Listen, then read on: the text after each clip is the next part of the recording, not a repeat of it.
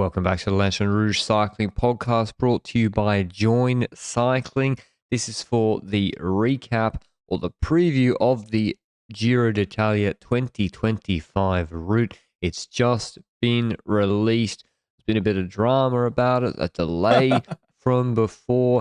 This is going to be the men's presentation. We have to quickly record this before Benji heads off to Tour Down Under early tomorrow morning, and I'm heading over to Adelaide on Friday. The women's will come at a later date. Just as a reminder, we will be in Adelaide recording live podcasts at the Rafa pop-up from the 20th to the 25th. They will be audio-only podcasts, so check them out on podcast players to listen live. Oh, listen afterwards, not live. Listen afterwards if you're not in Australia, which I'm sure many of you will not be. But where were you, Benji? How's your packing going, actually?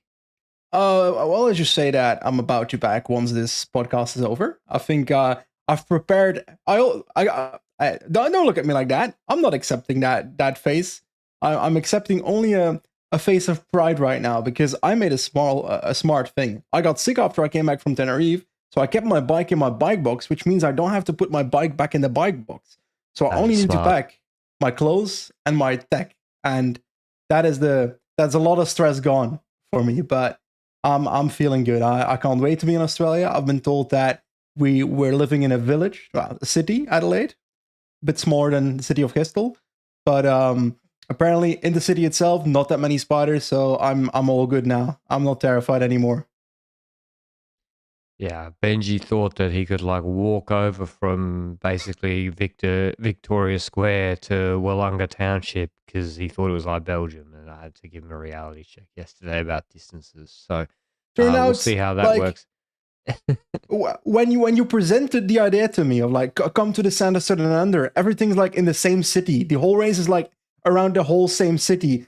I didn't realize that. Yes, the same it's an actual city, not a village. To go from the center of Adelaide to Wollonga Hill is apparently 120 kilometers. Well, 60 there, 60 back. Sorry, but yeah, that's a lot more than a city to me, man. Anyway, this is a Giro presentation. Maybe a controversial route for the traditionalists. We start in Albania. I'll just give a quick overview of it. 3 stages in Albania. This is what everyone believes was the hold-up for the route, is actually getting that deal signed off with the Albanian government or whoever. And then it goes back into Italy after 3 stages onto the east coast with some sprints, and then works its way through the Apennine region. Doesn't go south, really. Doesn't go to the Dolomites either, which is, I think, the most consternation I've seen is no Dolomites in the Giro. I like a bit of Dolomite action. And then finishes with the sprint in Rome. 2 time trials, both pretty short. Hot take. I don't even know where the Dolomites are. They're in the northeast of Italy. I thought that was just another part of the Alps, mate. No, it's the German-speaking region. Close enough. Come on. It's the Alps. We'll put them under the Alps from now on. But no high altitude, which is what you'd normally have in the Alps. No still, in the Dolomites. The closest we get is, I think, the Mortirolo. So we do have a few familiar climbs, but actually I don't recognize, and Colle della Finestra, which is on the French border, or close to the French border, I believe, in the Italian-French Alps on that side. So that's the only high altitude they go to. And I think what we can definitely say is the lack of action over 2,000 meters has to be a reaction to the race cancellations in previous years. So a lot of the climbs are finishing at Vuelta height, 1,400 to 1,750. A lot of them. Also, not a lot of mountaintop finishes. So if the climb gets pulled out, it's not, it's not the end of the world. And then the one climb they have over 2,000, Finestra, is where the weather is usually a bit better on the west side of the Alps.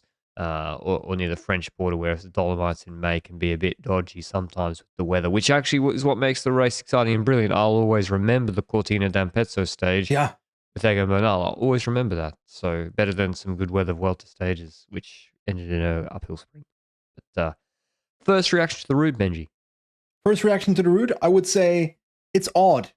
I have to think about it after like seeing the route. It's not that I can say, okay, the first, second, okay, that stage, that stage, that stage, I love it. When it comes to good stage design, I think we've gone over this in the past. I love mountain stages where if you have the last 50 kilometers, you've got 2 climbs in it, and the second last climb is a big climb. For example, maybe 2015, I think it was stage 16 or something. There was a stage where the Mortirolo was before a finish into Aprica. Having a massive climb like the Mortirolo in front of a lighter finish like Aprica, I love that because it incentivizes people to go ham on the Mortirolo, because if they wait for Aprica, it ain't going to be enough. You can't make selective differences on Aprica alone, so you got to do it on Mortirolo itself. That's the vibe I want when it comes to stage design. And it's like, when I look at this parcours, this 3-week Giro, I feel like the Giro tried to do that, but I'm not 100% certain it worked. And I'll get into that because I feel like sometimes the distance between... Yeah, I agree. The example with Mortirolo Aprica, perfect distance from the finish to dare to go on Mortirolo. But if the bottom of Mortirolo is still 50 kilometers from the finish line, and it's like falls flat uphill for a lot of it, will you risk attacking on the Mortirolo? That's something we'll try to dissect today. And it's the easy, quote unquote, easy side of the Mortirolo. It's kind of like it's a strange route. And what I don't like about it, Benji, is I like diversity in routes. Like, I think it's good that the Tour de France made a route with a comical amount of flat TT kilometers and no hard stages for Bradley Wiggins to try and win in 2012. Yeah. I think it's good to have diversity of routes. The Tour seems to be having a lot of the harder mountain stages. The Vuelta has, the rampas stages, the short, punchy climbs. If the Giro had 120 Ks of flat time trialing and no real mountaintop finishes, just these climbs, I would get it. I'd be like, okay, well then Jorgensen has to go.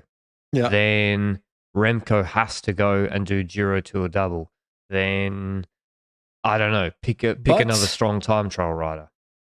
Does the fact that you go through this point not mean that the parkour is balanced enough that you don't necessarily have the major advantage for the time trialists, or you don't necessarily have the major advantage? Or do you mean it's like too toned down in both regards now? Yes. Instead of, So, and then when you don't have enough TTKs where Remco or Roglic, who is going, right?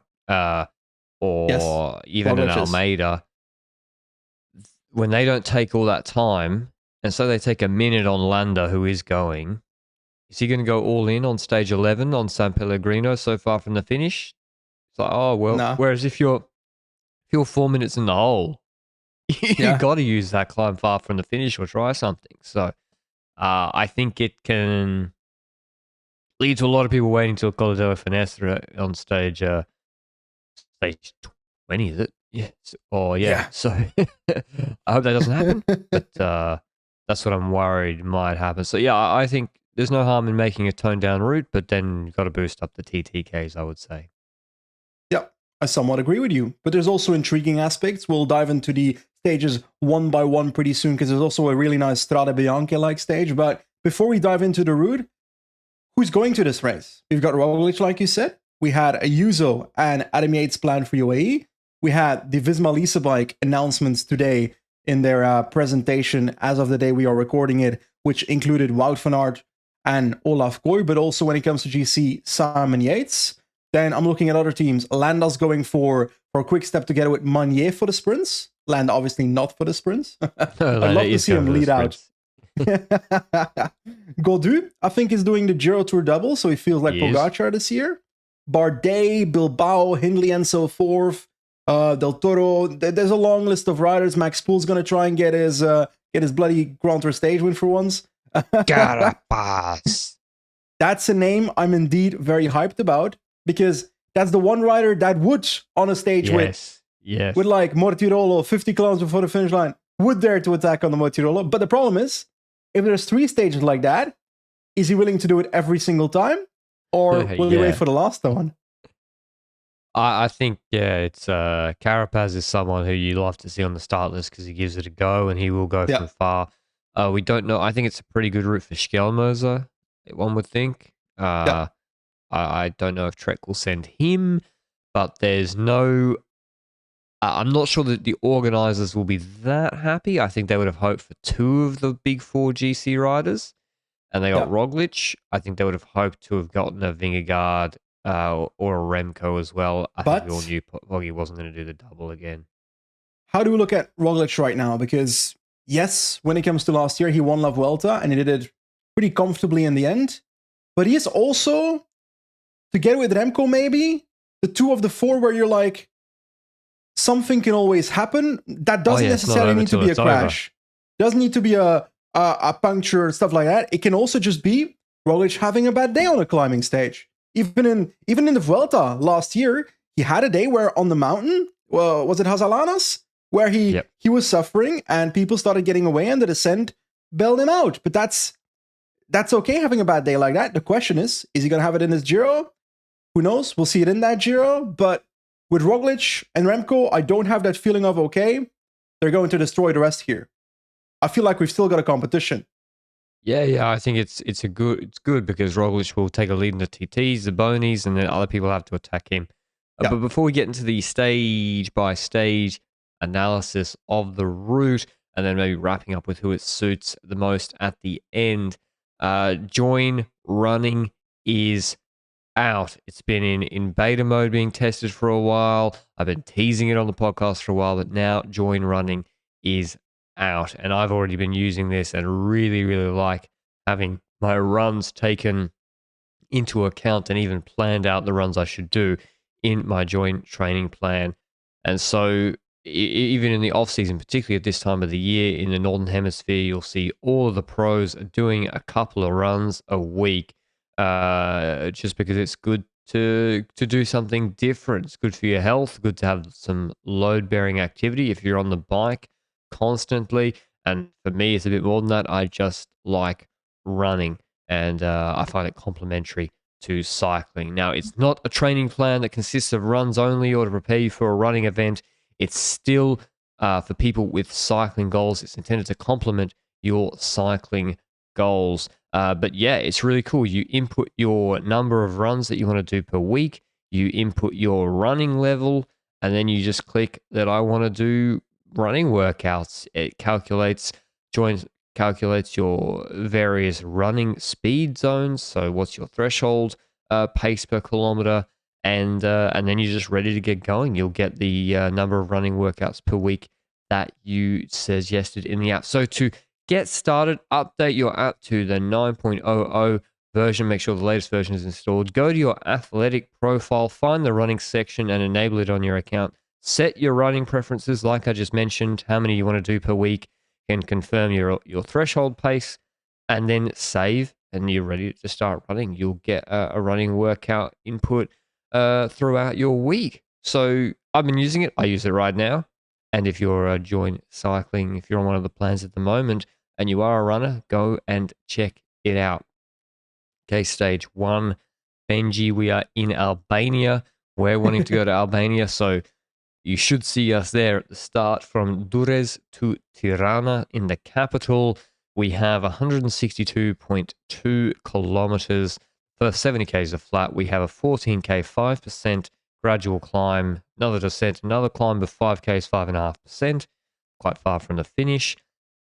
And then we go down again. Oh, it's a circuit. And then they do that climb again. 5Ks, 5.5%. It crests 12Ks from the finish. The first a couple of kilometers of that climb are a little bit steeper. I would say a K at 8%. And that means then the last K is maybe 4%, if my maths is correct. So yeah, 12Ks to the finish. This is a versatile sprint stage, Benji. Yep, exactly. I see nothing else than a versatile sprint stage, for the reason that if this was a stage that is later in the Grand Tour, you could play with the idea of, okay, maybe a breakaway goes for this, etc. But reality is, a stage like this on day one means the Maglia Rosa is available, which means a lot of teams will be incentivized to go for to go hunt the breakaway down before the final and try and get their leader in that pink jersey. We've named a few riders that are going to this race. Van Aert is one of them.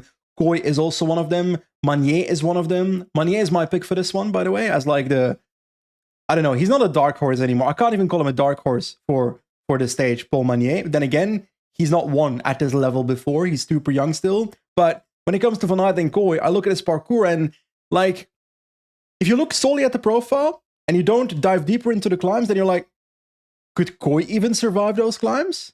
But then the 1 kilometer at 8% makes me lean towards Van Aert for his Malisa bike, and especially with the time trial coming after.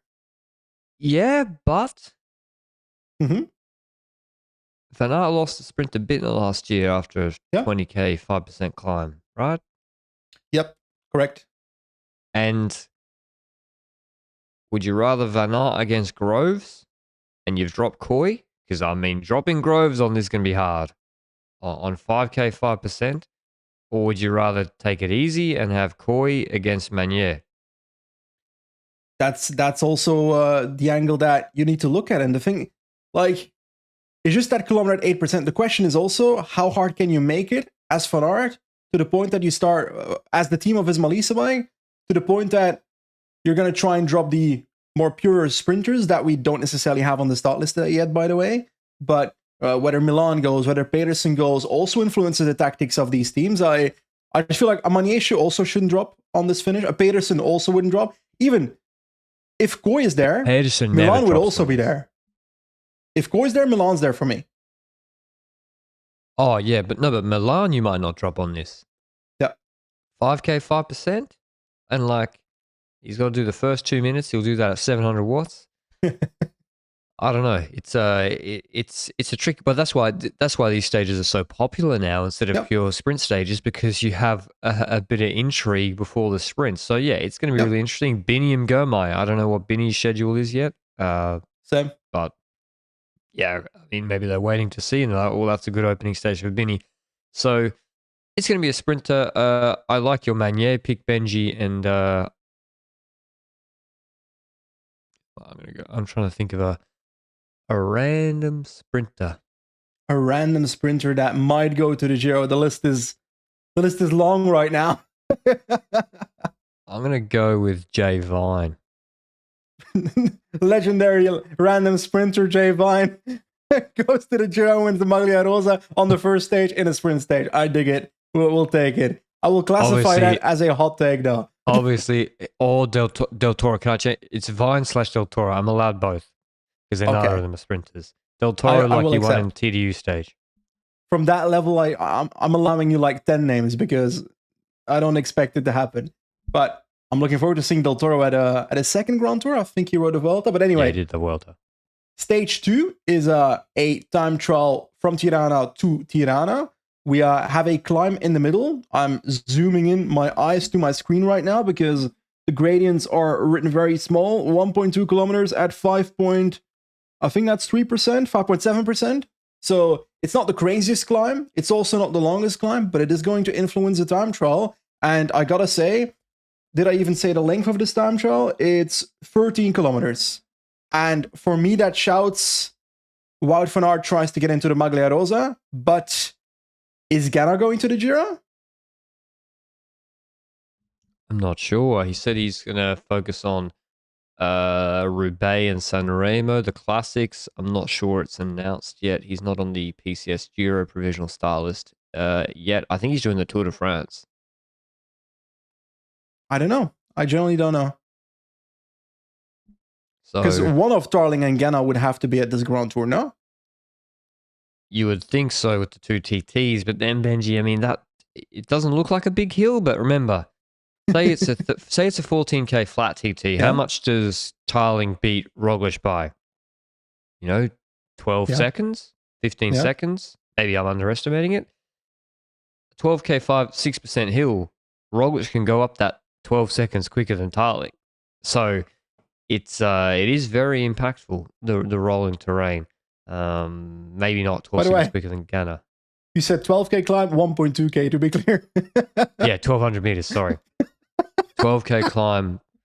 Probably. Mate. I mean, don't underestimate tiling on this podcast. Yeah. So, yeah, it's strange that we might not have Ganna in a 2TT Giro, but yeah. But actually, I do want to intervene for a second. We spoke about stage 1 a lot and the possibility that Koi also fits on a parkour like that. But if Koi fits on a parkour like that, and I look at the stage we're going to talk about later on in this race, yeah, there's a few where Van Aert can win the breakaway and win a stage like that. But if he goes to the Grand Tour together with Koi, he's probably going to be a lead out in my head for Koi on the flat sprints. But does he not come to the Giro with expectations on a stage like stage 1 that it's going to be for him? If you're out Van Aert, I don't know. I just feel like that. Well, yeah, the TT sort of makes it let you then have if you get some bonies on stage 1, then you're in the mix if you lose stage 2 in the TT by, 4 seconds or something. Yeah. So, the TT is impactful. I'm going to go with the Feeney for this TT. Okay. The climb is harder than you'd think. Yeah. I'm going Vine back to back. My hot take for UAE, I think, was he wins both Giro ITTs, but his UCI World Tour, his Zurich World Championships, time trial was really, really good. He was gonna podium 100% until he crashed. He was cooking. So his level in time trials is underrated in my opinion. So it wouldn't shock me if he podiums this time trial and if he's up there for the victory as well. On to stage 3. Stage 3 is another versatile sprint stage. Albania, Maslov, Van Aert. This one's much harder. This might be not even... I think this is actually beyond the versatile sprint stage. This is from Vlore to Vlore. Hilly for the first 66 kilometers with a 5.5K, 4% hill zone. Then some more hills and quite steep ones too. 8% here and there. And then they do the... Kafa Yorgarse climb, 10.7K, 7.3%. Low altitude, probably mild weather, I would say. It is 38 kilometers from the finish, including a descent. So maybe about 40 minutes from the finish. So that's pretty far. I would say that is... Yeah, this is clear of Van Aert territory to me, Benji. But also... much clearer. I said a bit tongue-in-cheek stage 1. I think it'll be difficult for Vine to do that. But actually on this sort of stage, if the real climbers start kicking off on an 11K, 7% climb and get in the right group, that's going to be difficult to control. So this is not a nailed-on sprint. And also it's going to be tough to control the breakaway. How much freedom do we expect the Vine to get in a race where Ayuso and Adam Yates are both as potential GC riders here? Del Toro's also here. Wouldn't shock me if it's Del Toro doing something like that on a stage like this. So I like the idea of someone. There? No. Not in my book. That's the rules. Yeah, that's true. If there's no Poggy. I agree with you that it's like, when I looked at this parkour the first time, I was like, a versatile sprint stage. Then my wife was like, that climb's a bit harder than the usual versatile sprint stage. So I'm not looking at the Kois in the world on a stage like this. I'm looking at the Van Aerts, like you said. Manier, I don't know. I'm going to explore his limits in this Giro.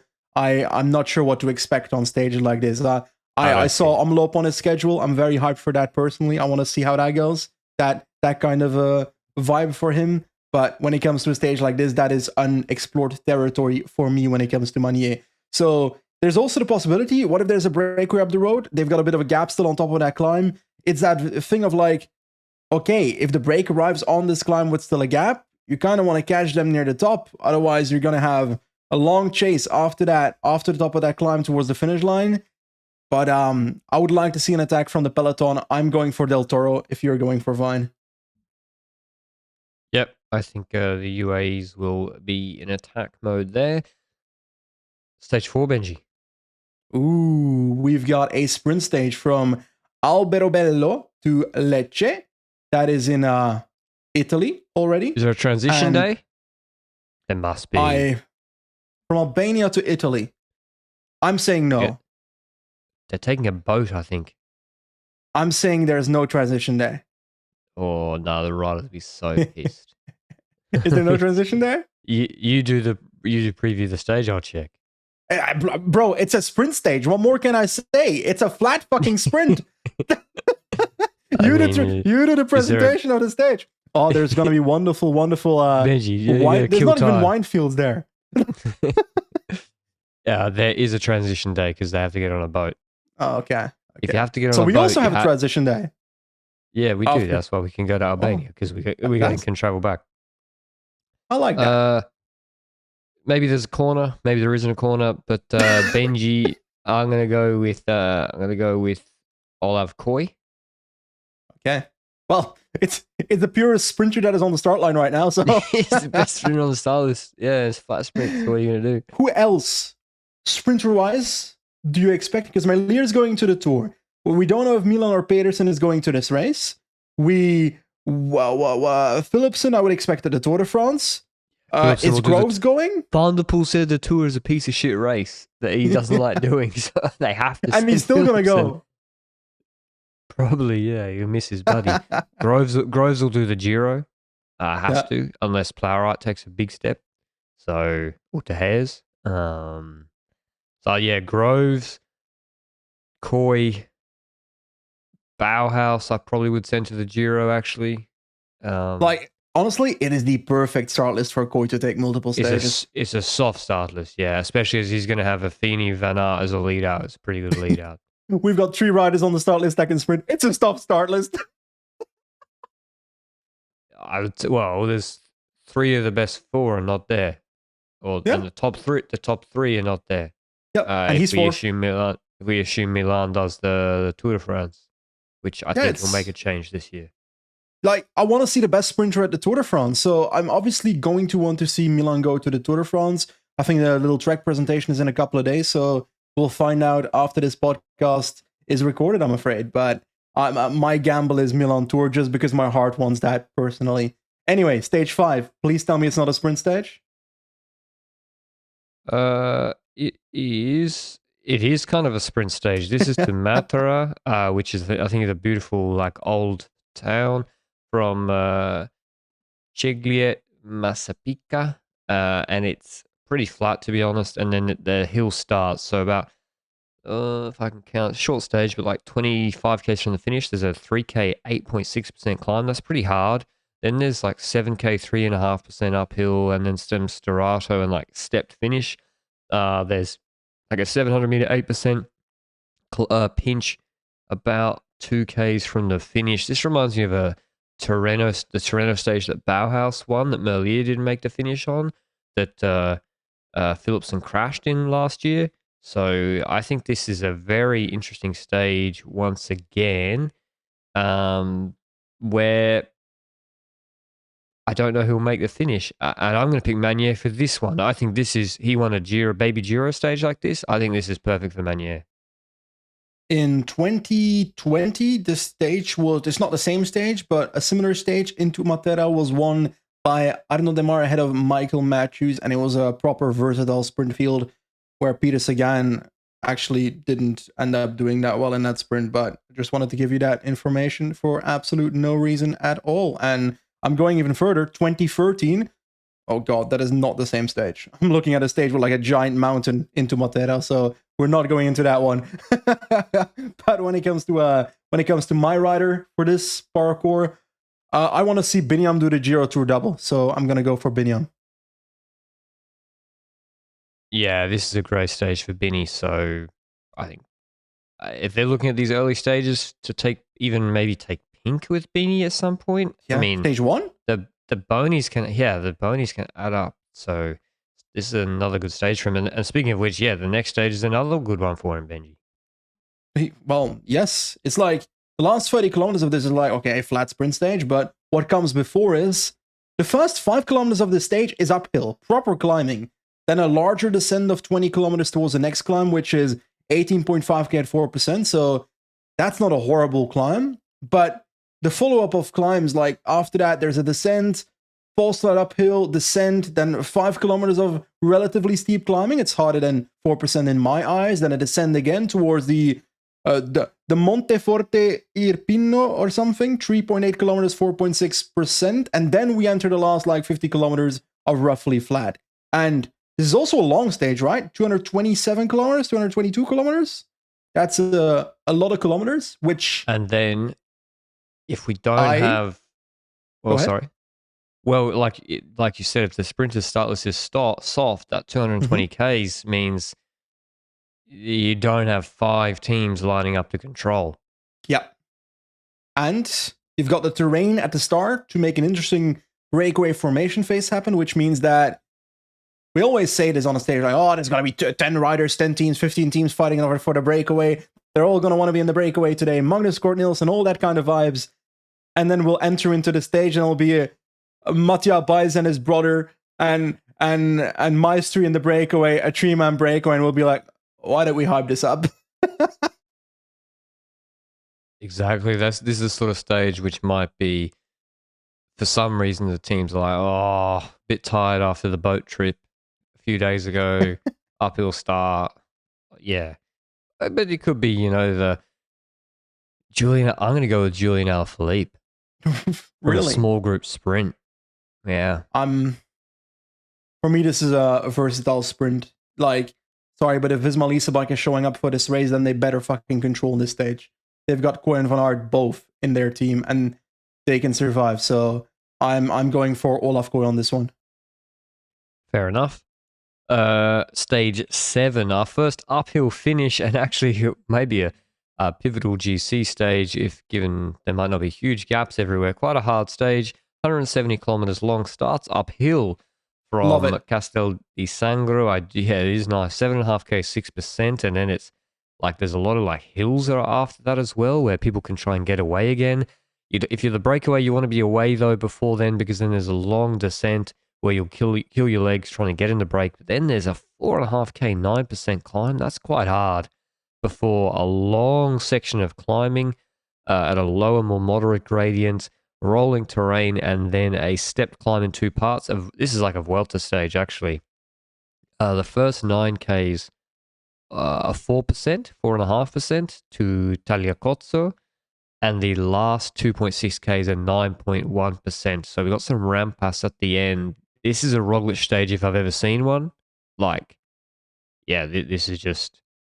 I mean, I think Van Aert should have done the Giro, frankly, Benji. I think he could have podiumed it. I think doing the Tour is a mistake. Podiumed the Giro? Yeah. The thing for me is, I haven't seen Van Aert do what he did at the UAE Tour for 3 weeks. So, for me, it's like... Yeah, I haven't seen it, but... And listen, he wouldn't be favourite for it, but I think it's possible. I think it's possible. Yeah. I agree that I prefer seeing him at the Giro or the Vuelta than the Tour de France, because you got to start at a space that is the most likely for you to top 10 GC. Even a top 10 in GC for Van Aert would be a step forward, in my personal opinion. So even that would be good. And at the Tour de France, it's going to be even harder than at the Giro and the Vuelta. So I agree with you on that. Now, when it comes to this finish, first of all, amazing start. Breakaway formation will be really fun there. If the breakaway doesn't form on the first 20 kilometers, there's that descent, but it could still form on the Monte Urano, because we've seen some long breakaway formations. So it could still form after like 70 kilometers. So a really intriguing stage, and it depends on, will Red Bull Bora Hansgrohe take up the arms and start controlling for Roglic on this stage?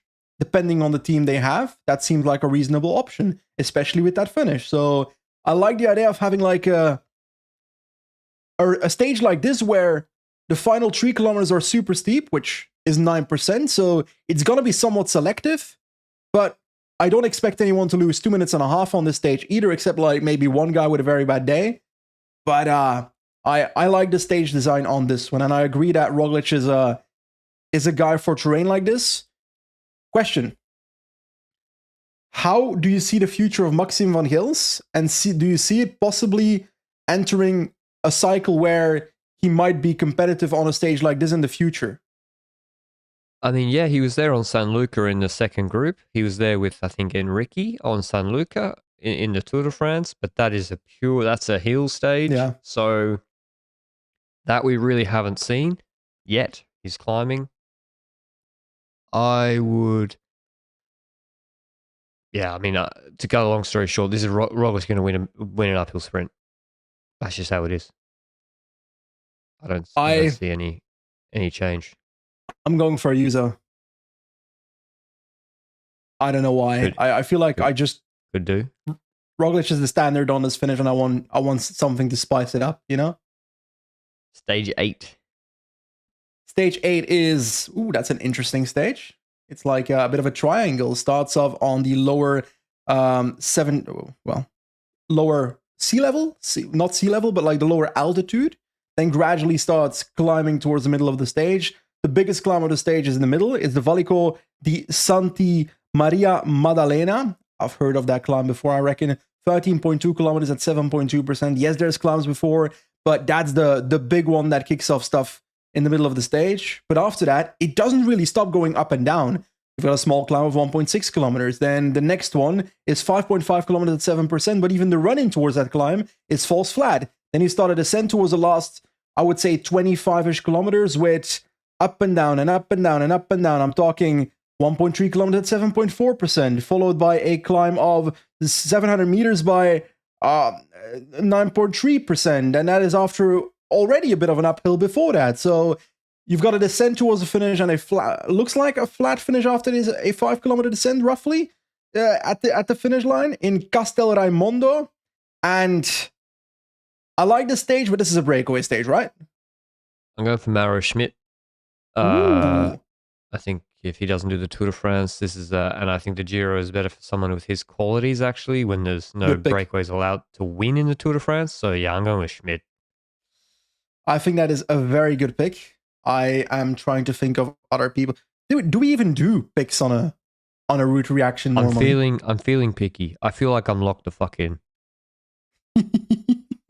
I'm very happy for you, buddy. We know who's doing what more now than we did in early December or October. I will go with Edoardo Zambanini because it's like very limited people on the start list. I think you should be allowed to more than that, Benji. You're allowed, if you say Zambanini, you're allowed Buratti, Frigo, Burattini, Bruttomesso, and so any of the Italian punchy guys on Intermarché or Bahrain, if they win, Benji's correct. No. Any Italian, right? Well, I mean, jeez. Burrata? Buratti, sorry. Burrata. That's cheese. Go ahead. Are you going to change your pick? Go back. I wanted to change my pick for the first TT to Derek G, but it's very far in the past. Like I do think like so far the parkour is okay for G. Like it's okay for G. Exactly, but on a stage like this, if you have Bettiol in the Grand Tour, you would want him to compete for stage 8, for example. Oh, and yeah. XDS Astana has him. But also, is Tudor not supposed to do the Giro? Or am I forgetting that wrong? No. Tudor will do the Giro. They sponsor the race. Also do the Tour? No. So you'd expect Hirschi to also be here, no? Hirschi, I believe that is a nasty combination for this stage. I'm going for Hirschi. Holy shit. Fuck the Italians, I'm sorry. I love Italy, I love the Giro, but I'm going for Hirschi. And he doesn't count, he's Swiss-German, right? So, yes. I don't know, Hirschi I never got a good handle on. Yeah. You don't know, you don't hear much about Hirschi, do you? Well, true. He's just kind of... Everyone was salivating over Alaphilippe's Tudor picture, but I heard nothing about Hirschi's Tudor picture. Stage 9 from Gubbio to Siena, another hill stage. These are ridiculous. I think this could actually be quite a good week of racing. I've seen a lot of negativity about the route, but a lot of these stages we've gone through, I quite like. The disrespect. You see the stage and you call it a hill stage? No, Sisterato stage, yeah. Strade Bianche. No, that is too much, Ben. Now you go too far. It's mini Strade Bianche. No. Baby Strade. This is performative Totale assurdità del walk. Okay? This is performative gravel, where we have a little bit Performative gravel. of It's gravel literally hills. sectors from Strade Bianche.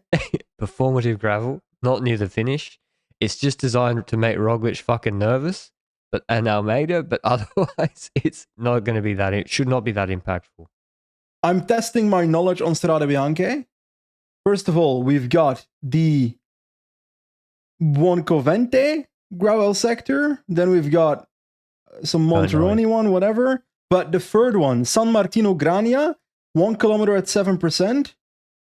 I swear, is that the one before yeah, there's Santa Maria? Pinzuto. There's Pinzuto, there's the Siena final round. All right, it is the final of Strade Bianche, but yeah, okay. But there's not the long climbs.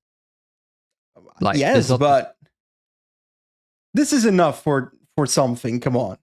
Yeah, it is. It is. If someone wants to go, but then what do you think? Breakaway or like who's going to control from the GC group? Breakaway wins the stage, and shit hits the fan in the peloton. Ayuso attacks Adam Yates on the gravel. Nah, Ayuso not attacking. See, Roglic could just win this stage, but they won't because he'll be in full worried about crashing out of the race. Yeah, and I think that's okay. Yeah, Hindley's not bad in this sort of terrain. If they had Vlasov, I'd like this is where you'd play Vlasov actually because you could attack with Vlasov. He's really good on this terrain. But Luke has just reminded us. Do you remember what finish Siena has? Up to Piazza del Campo. Yeah. Yeah. I'm going to go cool to see that in the Giro. I'm going to go with Mark Hirschi. Can't believe you don't call this Mini Strade. It's literally finished on Piazza del Campo. I just had to, at some point during the parkour, say Totale Astorita del Walk, and this became the best place. Alaphilippe beats Hirschi on the final stretch. Yeah, calls him a bitch.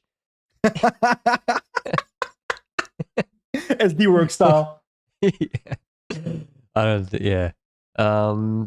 Okay, that's the end of week one. I actually really like it. Because the stars in the race are going to be the verse is going to be Van Aert, Alaphilippe, and they got a lot to work with here. So I like week one. Exactly. Stage 10 starts week 2. We've got a time trial that is in total 28.8 kilometers. It's mostly flat. There's a little bit of a bump in the middle, but I'll ignore it. Patrick ran away in the meanwhile, so I guess I'm on my own now. I'm very sad right now. Luca to Pisa is the start and the finish, and yeah, flat time trial. I'm shouting. I'm saying Gunna because I feel like I've just saying Gunna to the Giro already. Come on, he's Italian. Italians have to go to the Giro by law. Except Benji gets like a kid who can't see his mum in the supermarket when I ran off screen. He's like, how long am I going to have to hold this for? He got eaten by a spider. I just have to go get a tissue. I know it's cold. Sure, buddy. Sure. And I could hear all you were saying, so I know what you said. Sure, buddy. I got my movable headphones. Who was my pick? Tell me. You picked Ghana because he'll change calendar after he's seen this. Yes, correct. This one I'll pick Affini for. Fair. Tarling, I think that's okay. I think it's going to be between Affini and Tarling. Okay. How do we see the differences between GC riders? Just Roglic taking time on the others, right? Yeah, Roglic will kill Landa. Is this close enough to Switzerland for Ayuso to do well in the time trial? I mean, Ayuso's done well in the San Benedetto del Tronto flat TT. He beat Ghana in Tirreno. That's true. So if that's close enough to Switzerland, anything is.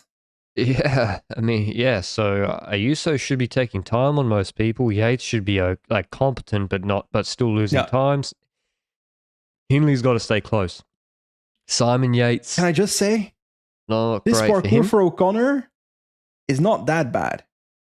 I'd say it's good, Benji. Yeah, I would have rather seen O'Connor do this. What is O'Connor's main strength? Longer climbs and time trials. What do you mean main strength? His main strength is he is an elite hilly racer for a GC rider. Yeah, I agree. So I think the combination of the three. And then he's competent. He's competent to good on a flat TT. He's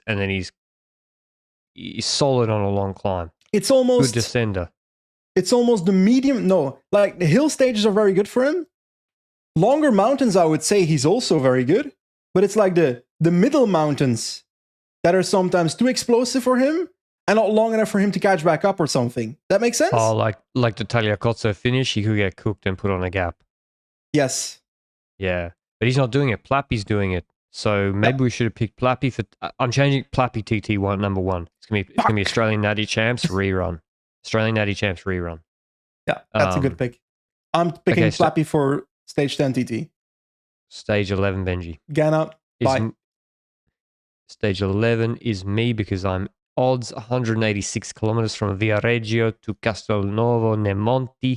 It is one of those stages where Benji said you have a hard climb far from the finish. We've got 76 k's of rolling terrain, but mostly flat before the Alpe San Pellegrino. Very hard. Very, very hard. 14.3 k's, 8.6%. The last 3 k's are even steeper. There's some rest periods in it. Then a pedaling descent down towards the base of Tuano, straight into that. 11.2 k's, 5%. Then some like up and down hills, mostly down though, before the Pietra di Bissamontova, 6.5 k's, 5.2%, before it's a bit of flat and then an uphill kick to the finish. This is a GC stage, of course, and yeah, I mean, it depends. This could be the worst stage ever, or it could be a really, really good stage. It depends on what the riders do. So this is either going to be a breakaway fought between Frigo and I don't know, Wout Pools or something, or it could kick off.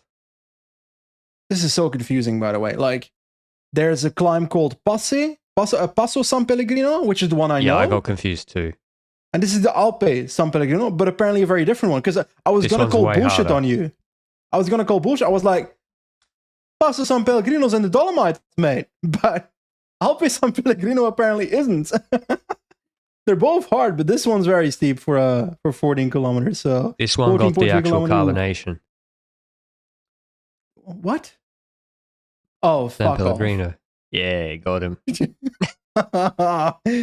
I can't stand you anymore. Anyway, climb in the middle of the stage. I see you went through it already. I went through it at the start of this podcast. Like, imagine if this stage was San Pellegrino with a finish on the Tuano climb afterwards. Fireworks, right? I think you'd be more guaranteed it. Yes. The problem also is this is stage 11. And I think despite the TTs, everyone should be pretty close. Now, maybe, you know, if Ayuso has a, God forbid, or Adam Yates has a mech in the Sterato stage, yep, then, or the Strata stage, then they got to go ham here. So, yeah, but there's no guarantee of action here. But to see a stage like this, for me, I agree. There's no guarantee of action. It's either it's very interesting or it's super boring, is the way I see it. The super boring scenario is breakaway goes up the road, breakaway wins the stage, peloton rides behind it, and doesn't go crazy on the San Pellegrino climb, which means they won't go crazy on the next two climbs either. Maybe some pacing on the final climb to do a bit of like, oh, look, we're still here. Nah, it's 6K, 5% is soft. So I'm leaning towards that more than the crazy scenario. But the crazy scenario for me is, let's send satellite riders in the breakaway, because lots of shallower climbs after the top of San Pellegrino with parts where you want the satellite rider if you attack towards him. But like you said, it's 100K from the finish line, and we're on stage 11. So I'd love to see it. Carapaz, El Jaguar, bite please, but I don't see it happening, my friend. Stage 12. Did I give a winner for this one? Did you give a winner for this one? Max Poole. I'm not sure. San Pellegrino climb's great for him, but the other two climbs are actually not great for Max Poole. Yeah, he's got a decent sprint, but he likes to lose them. That's the biggest backhand compliment I've ever seen in my life. Mr. Fred Wright. Yeah, it is. It is true. I'm gonna go with Wild Pools. I'm going to go with I don't know, man. I have to select someone for this bloody stage. Davigadou after he fell out of GC. Romain Gregoire. Fair enough. All right, stage 12. Stage 12 is ein sprint stage. We've got second half is basically fully flat. It's from Modena to Valdana. In the first half, there's ups and downs in it, but they won't restrict the stage from becoming a sprint stage, in my personal opinion. We're talking about 3 kilometers, 6%, 2.4 at 8. That's a bit steeper, but it's so early in the stage that it won't matter. So flat sprint, winner equals Fernando Gaviria resurrects himself from the dead because there's a corner with 450 meters to 24. Go. And he launches before that corner. And the second rider, which is Van Aert leading out Kooi, nicks himself on the phone of a spectator. And let's not predict something like that. He just did it in a CX. Okay, realistic scenario, and Gaviria wins. Yeah, this is also the sort of stage that Magnus Cort would win in a group of 5 when he was with Demarchi and Nafini, I think, where actually the hill zone, it is quite difficult to control if you want to go slow for the sprinters. But yeah, this is a sprint. Stage and I'm going to go with Caden Grove. Stage 13 from Rovigo to Vicenza. We have a very polarized stage, which is absolutely flat on the coast, I assume, and then pretty steep hills, actually, including the final one hill at the start, where maybe the break will try and form, 3.5K, 6.6%, but then they've got, 90Ks of flat to be controlled, which is difficult for the breakaway. Then a harder hill zone commences, including repetitions of the Vicenza climb, 1,200 meters, 6.8%, then 1,800 meters, 6.4%, and then the finish is 1.1K, 7.5% uphill. I think, I think Tudor will control. Really? And why would you not control? Well, if there's too many other teams wanting to go in the breakaway, it's going to be hard for Tudor to control if no one else will. And then the question is, isn't it easier to win from the breakaway? Not 100% sure that is true. It's only 1.1 kilometers, 7.5% also. So Pedersen from the breakaway is not impossible for me. I'm going for Mess Pedersen on this stage. Because also the climbs before is 6% and so forth. So I'm going with Pedersen. I think it... Yeah. Bellegarde I think style. It's too hard. I think it's too hard. Okay. Against proper punchers. Nice. No, he's not allowed to do a Grand Tour. He's got to be 30. You got to be 30 years old before you do your first Grand Tour. That's what his dad said. No, he didn't. But I will go with Hirschi again. Okay, are we missing out on someone? Nah, he's pretty good. I mean, Binny can also survive these. He wants Circuit Franco-Belge. Also, Grove survives these pretty well. Axel Laurence for Ineos. Narvaez for UAE. Nah, he's doing the tour. Well, Luke says Wilco Keldergoat. Well, we don't need to listen to Luke always. We know what Wilco is going to do. We already know what Wilco is going to do on this stage. He's going to attack, and you'll be like, what the fuck? That's Wilco Kelderman. Wow, he's flying, and he has a small gap, and then Danny Martinez is going to pull for Roglic, Boney sprint, and then Wilco will get caught. Wilco will come fourth, look really strong, and yeah, that's how it is. But yeah, Wilco is also my GOAT. Stage 14 is from Treviso to Nova Gorica. This is the You're stealing my stage. True, this is a blatant robbery in broad daylight. I just love Slovenia. Okay. Stage 14. You will never expect this, but it starts in Treviso and it finishes in Slovenia, and that is Nova Gorica. And I think I learned recently that there's a Gorica or a Nova or an Italian Gorica across the border or something. So you've got like two Goricas next to each other, if my memory serves. Anyway, that's a useless fact for you. This is a stage of 185 kilometers, and for the first 70%, it's flat. Then we've got a bit of climbing, slight uphill, then slight downhill, then 3.6 kilometers, 5.3%, slight downhill, a bit of a bump in the downhill. But after that, it's a circuit of 10-ish kilometer circuit, I would say, with one little climb in it of 800 meters at 6.4%. For me, this is a sprint in Nova Gorica. Yeah, I think this is a sprint. It's a sprint.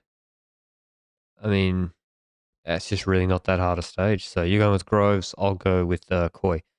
Stage 15 from Fiume Veneto. Well, we really haven't had a lot of GC stages.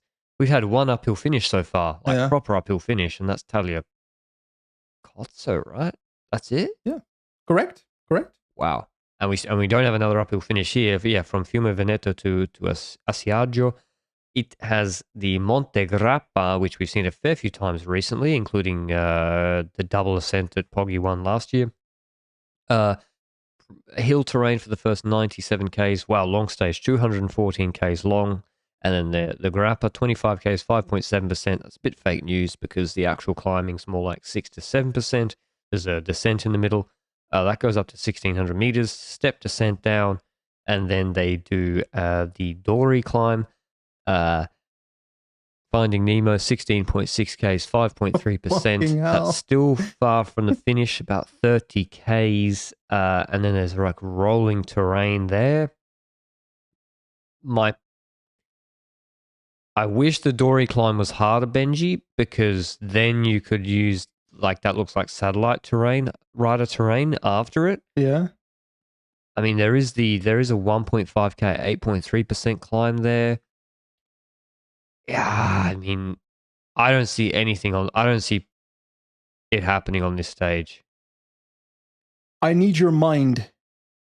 There was a stage, maybe 2020, 2021. There was a stage where Carapaz was in the breakaway with someone, said someone rode away, maybe Villard de Lans or something, climb, flat to the finish. Carapaz was time trolling behind someone that got away solo. Kemna? Yeah, he lost to Kemna in a Tour de France stage. This stage shouts that stage to me when I look at it. But I feel like having Grappa, having that climb afterwards, I'd love to see some crazy moves where you got satellite rider up the road, then you attack on Grappa, that small valley after Grappa, you've got your teammate, and then on the other climb you have to do it yourself. We've seen stages like this. I think it was in the Tour de France, no, in the Giro of 2015, the one that Dumoulin won, where we had stages, I think maybe stage 20 it was, where the last 10 kilometers was flat after a climb, and there was a climb before that last climb. But this is different to me because I'm not sure someone will go so early, because Monte Grappa stop is still 90 kilometers before the finish line. If Monte Grappa, the descent, hits the bottom of Dory, that's a very different stage. But also, on top of that, is there enough climbing in the first half to create a large breakaway with satellite rider, stuff like that, with a potential group that could get over Monte Grappa like that? Or will the breakaway start forming at the foot of Monte Grappa?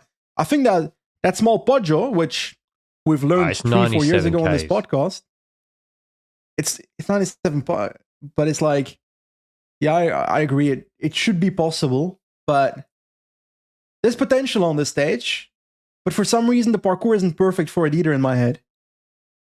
Yeah, I'm not really seeing it. But again, the riders will have to make it. There's possible to do something. There's a platform to do something, but I don't really see it. That takes us into the second rest day, Benji. Yeah. Is the fact that there's a rest day afterwards a reason to do it? Maybe, yeah. There's really not much else to do, like on GC. If you want to make up Yolanda, Simon Yates, Adam Yates, you want to make up time, you got to use these stages. Yes, for me, Monte Grappa, raid launch is my dream scenario, but it sounds like it could just be a breakaway stage as well. But stage 16 after the rest day, we've got a pretty damn big stage. One of the queen stages, I would say. We'll classify it as actually the queen stage. It's from Piazzola sul Brenta to San Valentino, which at the end has the San Valentino climb, but we'll get to that eventually. First 60 kilometers is falls/falls flat uphill, and then the first climb of the day starts is the La Frica climb. It's 13 kilometers, 4.3%, relatively easy, but it's also the perfect climb for a breakaway formation phase if it's not formed yet to continue and close up the forming. Then we have the Candrai climb after that one. That is 10.3 kilometers, 7.3%. That's a bit harder. Then we descend straight onto the next climb. That's a flatter climb. It's 9.1 kilometers at 2.7%. Bit of a fake news climb because the start and the end is steeper than the middle part. But then we, after that descent, already enter the last 50 kilometers of the stage. And that starts with the Santa Barbara, 12.8 kilometers at 8.3%. That's a hard climb. Descend straight into the final climb, Passo Valentino, San Valentino climb, 17.5 kilometers, 6.3%. There's a few descendy bits in there, so I would say that the first 7.6 kilometers apparently 6.5%, and after that, small descent, and then there's around 6 kilometers at 8.7%. So that's the rough part of this climb. But is this last climb so hard that you don't then expect any GC action on the Santa Barbara? I think so. I think it's all attrition up to the final climb. Yeah, that's how I see it as well. I mean, maybe people want to go there, but I think this is clearly the second hardest stage after the that's not true actually. 19 is pretty hard. But yeah, this route is so backloaded. It's ridiculous actually. How backloaded it is, but yeah, because this third week is just so hard. Like those climbs are properly steep. They're it's a Vuelta style finish. The actual climbing is nearly at 9% on San Giacomo. Yep. There's just 2 descents in it. And then Santa Barbara's mega steep. This is really hard. Roglic wins though. It's going to be an uphill sprint of 4 guys, and Roglic wins. Sorry to tell you. I'm leaning towards that as well, but I'd like to see something more than an uphill sprint at this point. But it's also stage 16 comes before a stage, which is stage 17, which is also a brutal mountain stage where, in my opinion, stage 17 is the most likely to be a raid stage. Yeah, I think this is a sprint. Who you got? I think this is a sprint makes it sound like it's going to be Cor versus Groves at the finish line on Valentino. Could be. Yeah, in the gruppetto. Stage 17 from San Michele all'Adige to Bormio. This is as close as we get to the Dolomites, I believe. Not an expert. 154 kilometers long. Zomenia going to be rolling in his grave. We do have a lot of these mountain stages, but they're all, he's like, where are the 7-hour stages? Where's the 260k stage with the Mortirolo? 154k stage. They got the Passo della Tonale, 15k, 6%, not high altitude. Then the Mortirolo, 12k, 7.6% from the quote-unquote easy side before a descent straight into a rolling hill terrain up to Le Motte, 3.2k, 8%. Then a descent into Bormio. So no Trecime to finish off, nothing like that. Good. Which was kind of mid anyway, last time they used it. I love Trecime, but having that at the finish so steep disincentivizes GC riders from going early. And a stage like this, having the Mortirolo before the falls head uphill towards Le Motte, that is to me a scenario that is most like the stage of 2015 I was talking about. Mortirolo before Aprica. Now, Aprica is less than the last 40 kilometers here, Like, here it's 33 kilometers from the end of the descent to the finish line. So, ideally, you've got a satellite rider up the road, because it's going to be a lot of work otherwise. But it could also literally be 4 GC riders, have a gap on 4 other GC riders, and we could be cooking, Yeah, I think maybe Carapaz goes through on this stage if he has. This is Yeah, the sort of stage where I can really see him trying to make it happen. Because if you're dying, UAE. if you're well, yeah, I see that less. I see that less. I think Well, they might have if you're to. if you're dying a death of 1,000 cuts to Roglic, if you're Carapaz, you got to try to in the TT and the bonies, then you got to go and try something eventually. Yeah. So maybe this is the stage. Maybe this is the stage. On to 18, Benji. Before I dive into 18, I gotta say, what is like the tree climbs in cycling? If you had to select tree climbs, Patrick, that you want to do yourself in the next 5 years, for me, Mortirolo is one of them.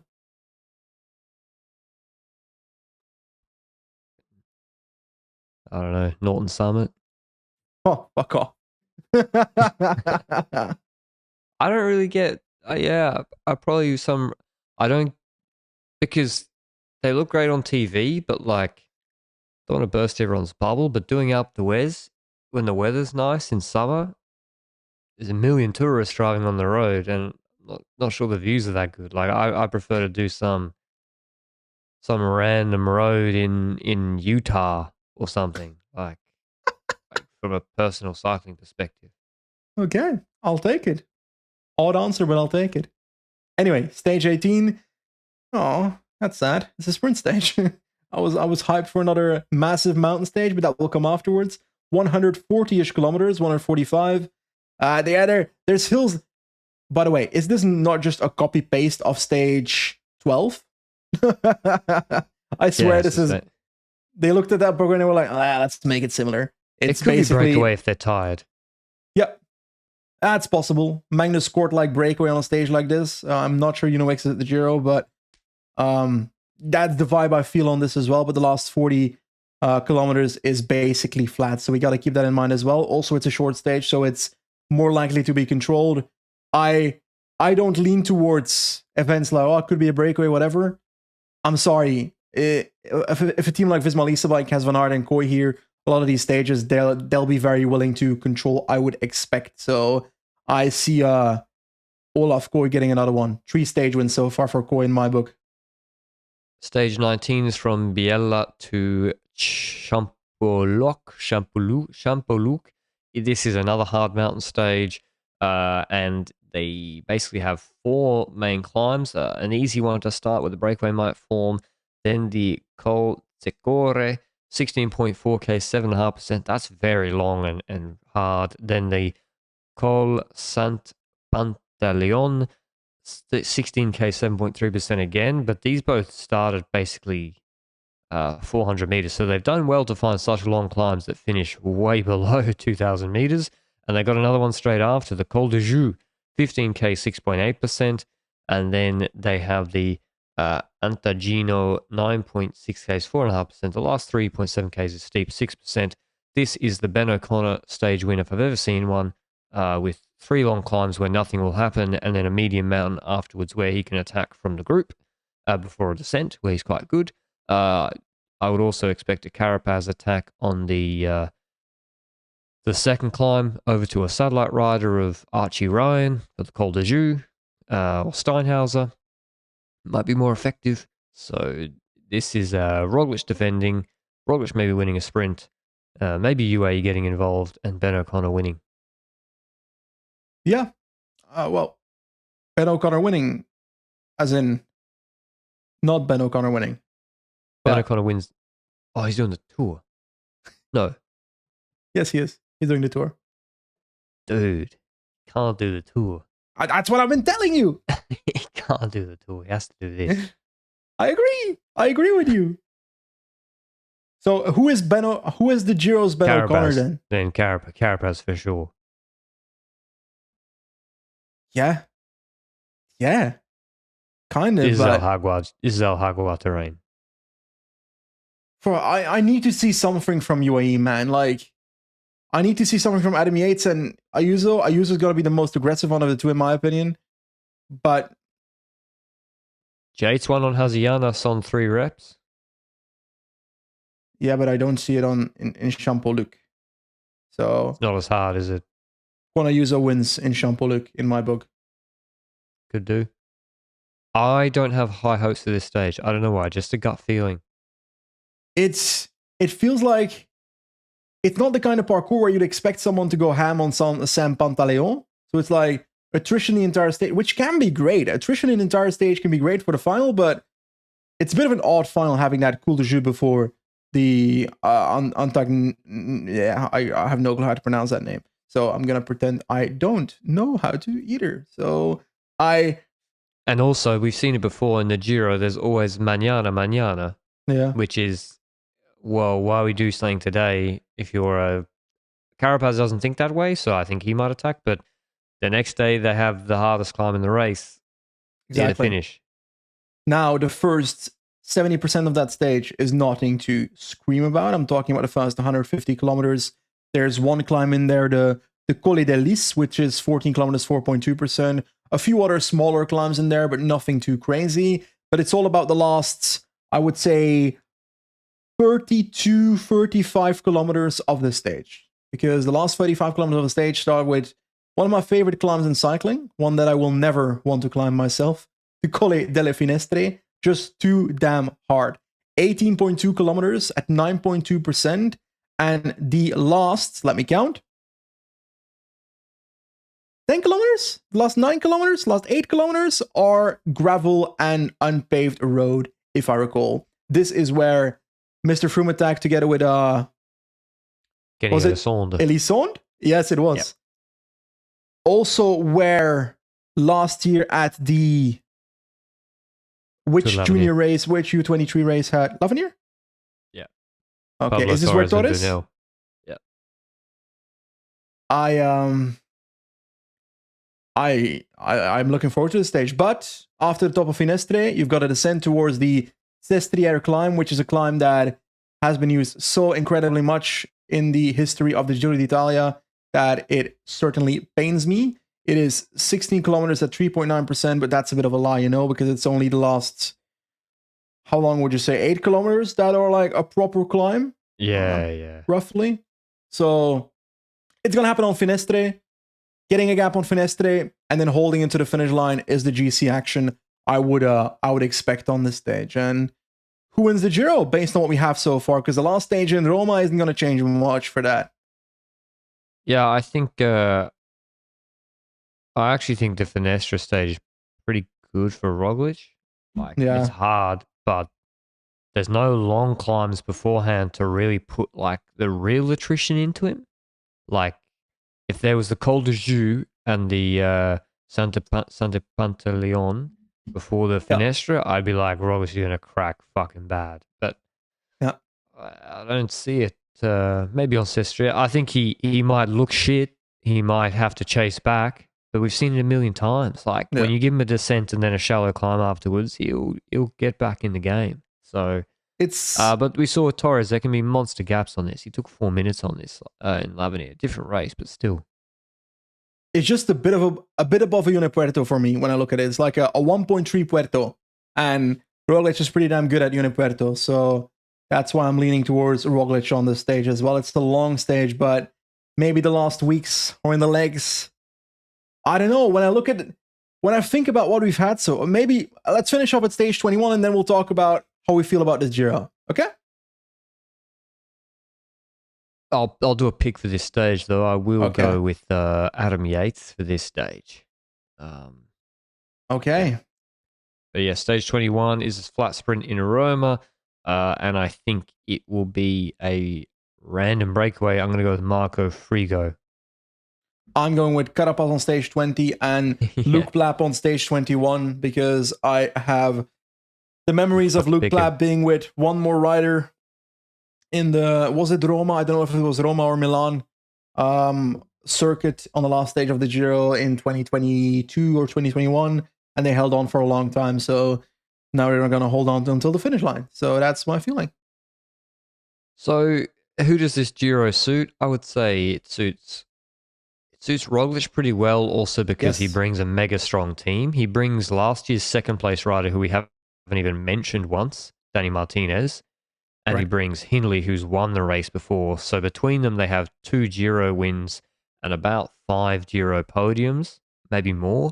So they are the strongest GC block in terms of experience, and Palmares on the race. UAE bring 3 really strong riders in Del Toro, Ayuso, and Yates. Visma pretty much have one leader. Luke will say 2 with Keldergoat. So they're no way in terms of climbing depth. They have the same firepower as those two teams. So I see it as a battle between those two, and it's more Yates is kind of like Landa and Carapaz trying to find a moment here or there. And you don't have the confidence in a user, eh? Why would I? I'm just asking because we haven't. He's super young still. Do we not expect him to at some point still level up from what he is? Maybe. I mean, yeah. I mean, what do you mean the confidence? Like, do I think he can beat Roglic? Do you think he can podium this Vuelta? The Giro, yeah, of course. The Giro, Jesus Christ. Podium, yeah, for sure. I think so too, but... He podiumed the Vuelta before? He did podium the Vuelta in 2022 and nearly podiumed it in 2023. Yeah, against, more or less the same competition. And for me, the next step for Ayuso is, first of all, being more consistent than last year. That's step 1. But step 2 for me is knocking on the door of competing for victories in Grand Tours. And I'd like to start seeing that either this year or next year. And I think he has to, Benji. And I'm not saying he has to because a young rider has to in principle, but because of what he's been saying. Yep. If you say, I want to be the next Poggy, I see Poggy as my competition, I want to be at that level, fuck, you better podium the Giro at a minimum. You better win it. You better win it if you want to go to the Tour next year. So, but yeah, he has to get it. He has to. I would love to go out here and say, fuck it, I'll pick Ayuso for the Giro. But what is stopping me from doing that, from taking that gamble on Ayuso, is not necessarily just Ayuso, but also the fact that we're seeing UAE Team Emirates in a race where Pogacar is not present. And from the history of the Vuelta 2023, 2022, there's always moments where someone should be pacing for someone, but they aren't. And we've seen that multiple times in races where... Why would Yates throw away his result for Ayuso? Why would he do it? And even, hot take, even at the start, Del Toro probably shouldn't. First week. Yeah. I mean, I think Vine is actually the one guy who will, as long as you let him go for a few stages and the TTs, he'll fold. Well, no, I think he's happy to just work for you. He's happy to fold into a domestique role is what I mean. Yeah. Like Almeida, he did in the 23 Giro. So maybe he glues it together. But you're right, Benji. If I'm Del Toro, why would I? Yeah, what's Ayuso and Yates done for me? Yeah, but then also, if you're Yates and Ayuso, you're not going to work for each other either. And then you're basically come to the point that 3 out of your 8 riders are riding for themselves in our scenario. So to set things up for people, who is Vine gonna set things up? If Ayuso gets in his mind, I want to attack on this stage, and Adam Yates wants a stage where it's not that. If you're Adam Yates, do you want it to be super explosive on the climbs? And even if you're Ayuso, sorry, but he's not been explosive on the climbs. I think it's the other way around. I think Yates will be like, Vine, I want you to do the lead up like he does for Poggy. Yeah. And Ayuso is wanting to ride his set tempo. So, yeah. I mean, it's going to be interesting. I think Bora is extremely strong, and I think Bora have a clear leader. Maybe wrongly. It is weird, Benji. I know Roglic. Okay, Roglic way better rider than Hindley. Don't get me wrong. But they both won 1 Giro. Yep. And if they go in being it's all for Roglic, I don't know. I think that's strange. That's a decision the team made, in my opinion. A bit disrespectful to Hindley. I know he, in my opinion. Martinez got second last year as well. Yeah, Martinez got second last year. But do they not get the opportunity in the Vuelta then? I don't know. Poggy's doing the Vuelta. Oh, sorry, in Yeah, Bora. Yeah, I yeah, guess you in get the Bora. opportunity to get beaten by Poggy and Vingegaard. Yeah. Have fun. So I am going to for the Giro. I'm going to go with Roglic. I think we're going to have some really good hill stages. Luke has said that Cycling News reported. What Cycling News was told by a trusted source that RCS are demanding that Tudor includes Alaphilippe or Hirschi in their Giro rosters to secure a 2025 wildcard. Otherwise, their place will go to Q365 and Pidcock. That's very strange to me. Firstly, Sorry, that shouldn't it's be happening strange. in this sport. RCS shouldn't be allowed to say you need to select this rider or we don't select you. In my personal opinion, either a team deserves to be present or they don't deserve to be present. It's their choice who they send. Yeah, but they deserve to be present based on who they send. I'm sorry. But that's I don't know. That's not really passing the sniff test for me for two reasons. Firstly, why wouldn't Tudor send one of them? Yeah. Why would Tudor say we're sending both of them to the tour? Secondly, I don't think Tudor are getting a tour wildcard. Thirdly, Tudor sponsor the race. Fourthly, as I said before, no one knows who Mark Hirschi is or cares. So it's But not like Hirschi's some big draw card. there's one major That difference between Tudor and Q36.5. If we send Tudor without Alaphilippe and Hirschi, it's a competitive team. If you send Q36.5 without Pidcock, it's like a Conti team showing up. Well, yeah, and the threat is that according to this source, otherwise their place will go to Q365 and Pidcock. So, I mean, yeah, I think it's a little bit strange. It's a I don't, ridiculous statement. yeah. If it's true, then I'm like RCS. Just send Q365 then. If Alaphilippe's not going, then send Q365. But yeah, Tudor have Decline who can win stages. So, We haven't mentioned him. odd. Could win a Giro sprint actually. Yeah, definitely could. Some of them are easy. But Wins yeah, in I'm gonna Roma. go with That's my pick. Roglic. I think Roglic wins the Giro in Roglic style. I think it's a good route for him. He can take some bonies. He can win some stages. He can lead the TT. And I think he's got a really strong team. I'm going to make a twist here. I think if we choose with our head, we're both choosing Roglic in this race. So I'm going to ask both of us to select someone if Roglic doesn't win. And I'll gamble on... God, I wish it was Carapaz in my head, but I just don't see it happening. He's going to lose time on some random stage. I can see it already. Yeah. So I'm going with a user. Okay. That's our Giro preview. Wait, who's your guy if Roglic doesn't win? Because with my head, Roglic wins as well. But if he doesn't win, it's a user. Mikel Landa. I'd love to see it. Yeah, that would be unbelievable if Lando won the Giro. It would be unbelievable. But yeah, I actually quite like the route because you can say, there's no hard uphill finishes. Hard uphill finishes, they just do nothing. With this start list, they'll just do nothing and then Roglic will win the sprint. Trust me, it wouldn't. This sort of route, maybe they might do something on one stage. Maybe they won't. I don't know. But the route, this climb's hard enough for them to try something. There's parkour there; they can do something. I think if you had Vingegaard, if you had this route and one of Vingegaard or Pogacar here, that would be really bad. But with Roglic, he can be attacked. Yeah, he can be attacked. So I think it's going to be good. I'm going to give the route a 6.5 out of 10.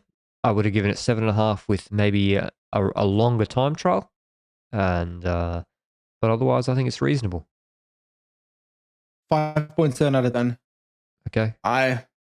There's a few things, but I'm not too warm up. This is a parkour that I love to play on Pro Cycling Manager, but that I'm feeling like I won't enjoy as much in real life.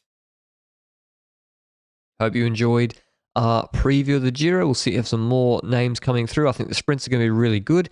Go and check out Join Cycling now with Join Running possible for you runners as well. And Benji's got to go to bed. He's got a pack maybe before bed. And the next we'll see you is at the Tour Down Under. Until then, ciao.